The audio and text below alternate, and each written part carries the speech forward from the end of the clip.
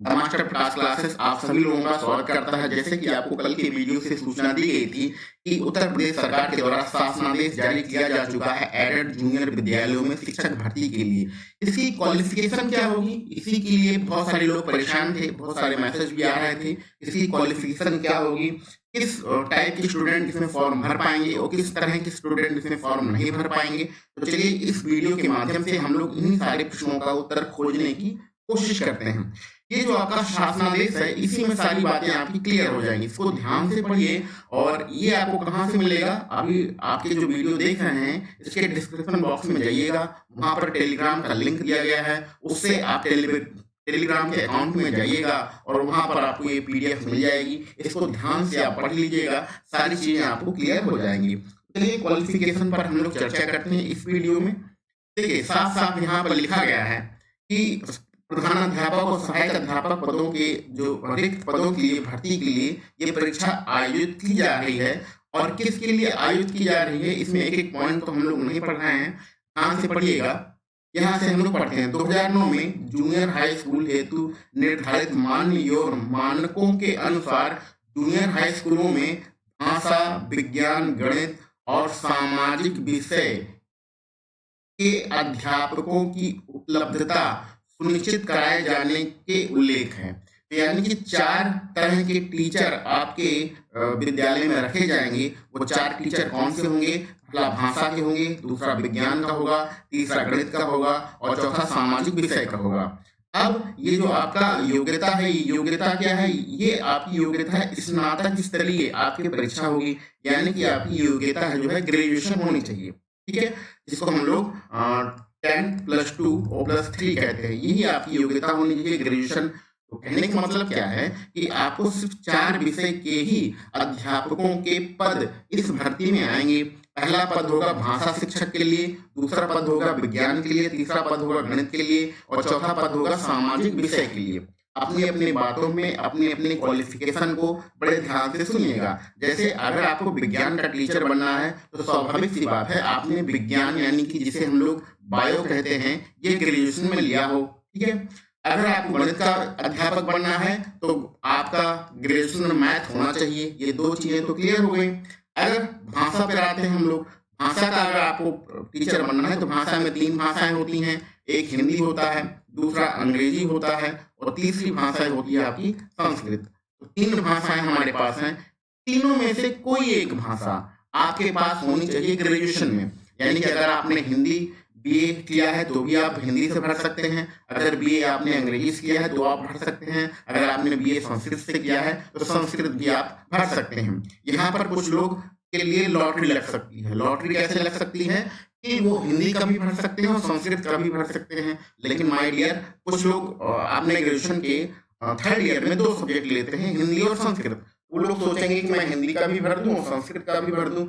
आप ऐसा नहीं कर सकते हैं। इन चारों विषयों में से ये जो चारों आपके विषय हैं भाषा, विज्ञान, गणित और सामाजिक विषय, इसमें से सिर्फ आप एक ही चूज़ कर सकते हैं। या तो आप हिंदी चूज़ करिए या संस्कृत चूज़ करिए, क्योंकि क्लियर है अभी आपको पीछे जब एग्ज़ाम के बारे में बताया जाएगा, तो वहाँ पर ये बात क्लियर है कि आपका जो 2.5 घंटे का एग्ज़ाम होगा, उसमें या तो आप हिंदी लेंगे या संस्कृत लेंगे। दोनों अगर आप फॉर्म भर देते हैं, तो हिंदी करेंगे तो संस्कृत कहाँ से करेंगे? क्योंकि टोटल आपका तो 150 नंबर का ही पेपर होगा। अब ऐसा तो आप कह नहीं सकते हैं कि हिंदी भी आपने 100 नंबर का कर दिया और संस्कृत भी आप 100 नंबर का कर रहे हैं। ऐसा तो होने वाला नहीं है। या तो आप हिंदी भरिए या संस्कृत भरिए। क्लियर? आपकी क्वालिफ़िकेशन क्या है? ग्रेजुएशन है। तो ग्रेजुएशन में आपके जो सब्जेक्ट हैं, उसी के अनुसार आप फॉर्म भर पाएँगे। इस भर्ती का सीधा-सीधा मतलब ये है कि इन्हें सिर्फ 4 तरह के अध्यापक चाहिए। तो अगर आपके पास वो योग्यता है, तो फॉर्म भरिए। अगर आपके पास योग्यता नहीं है, तो फॉर्म मत भरिए। अब सबसे बड़ी दिक्कत ये है, यहाँ पर कॉमर्स के स्टूडेंट क्या करेंगे? कॉमर्स वाले स्टूडेंट जनरली हम लोग कला वर्ग में गिनते हैं। जब ये लोग बीएड करते हैं तो कला वर्ग में मान ले आते हैं। तो अब के बारे में कॉमर्स के स्टूडेंट क्या करेंगे, इसके बारे में जब नोटिफिकेशन आएगा तभी क्लियर हो सकता है, क्योंकि कॉमर्स के स्टूडेंट आपके ग्रेजुएशन में ना तो विज्ञान पढ़ते हैं, ना गणित पढ़ते हैं, ना सामाजिक अध्ययन पढ़ते हैं और ना ही हिंदी अंग्रेजी पढ़ते हैं। तो ये तो किसी सब्जेक्ट में नहीं आ रहे हैं। जब किसी सब्जेक्ट में नहीं आ रहे हैं तो इस हिसाब से देखा जाए तो कॉमर्स के स्टूडेंट तो फॉर्म ही नहीं भर पाएँगे।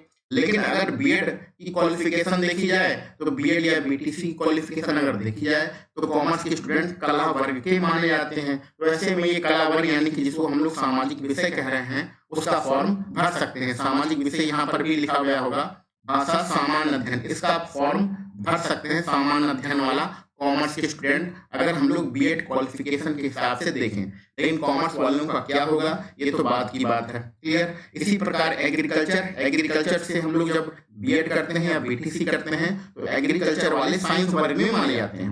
लेकिन अगर कॉमर्स के हिसाब से देखें तो ना तो उन्होंने मैथ पढ़ी हो, सॉरी, यहाँ पर ग्रेजुएशन के हिसाब से अगर एग्रीकल्चर को देखा जाए तो ना तो उन्होंने मैथ पढ़ी है, ना विज्ञान पढ़ी है, ना फिर सामान्य अध्ययन का कोई विषय पढ़ा है, ना ही आपके लैंग्वेज का कोई विषय पढ़ा है। तो ऐसी कंडीशन में एग्रीकल्चर वाले भी इस फॉर्म को भरने के लायक नहीं है अगर ग्रेजुएशन के हिसाब से देखा जाए। अगर बीएड के हिसाब से देखा जाए तो ये एग्रीकल्चर वाले विज्ञान विषय से फॉर्म भर सकते हैं। तो ये थोड़ी सी कॉम्प्लिकेटेड चीजें हैं। अभी क्या होगा ये बताया नहीं जा सकता है। नोटिफिकेशन आने दीजिए, 18 फरवरी को आपका नोटिफिकेशन आने वाला है, तो उसमें क्लियर हो जाएगा कि कौन फॉर्म भर सकता है, कौन फॉर्म नहीं भर सकता है।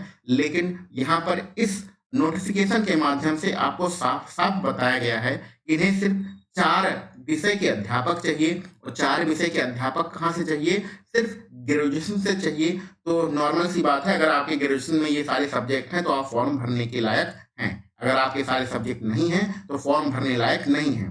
क्लियर? अब यहाँ पर हम लोग थोड़ी सी परीक्षा के बारे में बात कर लेते हैं कि आपका क्या होगा और कैसे होगा। ध्यान दीजिए, बहुत सारे व्हाट्सएप पे मैसेज घूम रहे हैं कि व्हाट्सएप पे मैसेज ये घूम रहे हैं कि जो गणित का अगर कोई व्यक्ति है फॉर्म भरता है तो गणित का भी पेपर देगा और विज्ञान का भी पेपर देगा। तो ये सारी बातें बिल्कुल गलत हैं। ठीक है? आपका टोटल 150 नंबर का पेपर होगा। ठीक है? इस 150 नंबर में जो 50 नंबर जीएस होगा ये तो सबके लिए कॉमन है, और बाकी के आपका बचा 100 नंबर। 100 नंबरों में 4 पार्ट हैं जो कि आपको ऊपर बताया गया है। या तो आप भाषा लीजिए, या विज्ञान लीजिए, या गणित लीजिए, या फिर क्या लीजिए, अपना सामान्य अध्ययन लीजिए।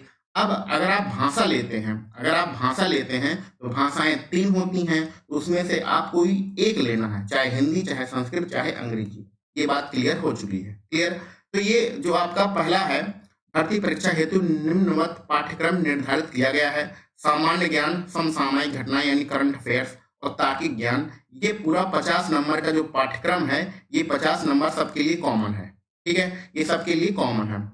अब आगे बढ़ते हैं। अगर आपने बीए किया है, ठीक है, अगर आपने बीए किया है और बीए में आपका सब्जेक्ट क्या है, हिंदी है, बीए के लास्ट ईयर में आपका सब्जेक्ट हिंदी है, तो ऐसी कंडीशन में आप ये हिंदी 100 नंबर का करेंगे। क्लियर? आगे बढ़ते हैं। अगर आपने बीए किया है और बीए के लास्ट ईयर में आपका इंग्लिश सब्जेक्ट है, तो 100 नंबर की आप इंग्लिश करेंगे। दोनों नहीं करना है, दोनों में से कोई एक करना है। इसी प्रकार संस्कृत में आइए, तो संस्कृत में अगर आपने बीए किया है और बीए के लास्ट ईयर में आपका संस्कृत है, तो 100 नंबर का ये आप संस्कृत करेंगे। 50 नंबर का ऊपर जीएस कर चुके हैं, 100 नंबर का आपने संस्कृत कर दिया, आपका टोटल 150 नंबर कंप्लीट हो गया।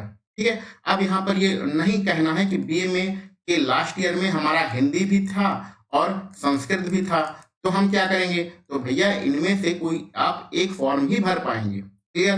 क्योंकि आप हिंदी का जब अगर 100 नंबर कर देंगे तो क्या आप दोबारा संस्कृत का 100 नंबर करेंगे? ऐसी कंडीशन में तो आपका 250 नंबरों का पेपर हो जाएगा। तो 250 नंबरों का पेपर नहीं करना है, दोनों में से हिंदी और संस्कृत में से एक ही लेना है। क्लियर?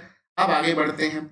अगर बीए के लास्ट ईयर में आपने बीए किया है और बीए के लास्ट ईयर में आपका इतिहास है या भूगोल है या नागरिक शास्त्र है, ऐसे सब्जेक्ट आपके हैं, तो ऐसी कंडीशन में आपको सामाजिक अध्ययन का जो है फॉर्म भरेंगे। इस सब्जेक्ट का आप फॉर्म भरेंगे तो 50 नंबर का जीएस तो आप ऊपर कर ही चुके हैं, और 50 नंबर का ये पूरा लंबा सा आपका पाठ्यक्रम है, इसको करेंगे। इसमें इतिहास पूरे डिटेल में आपको पढ़ना है।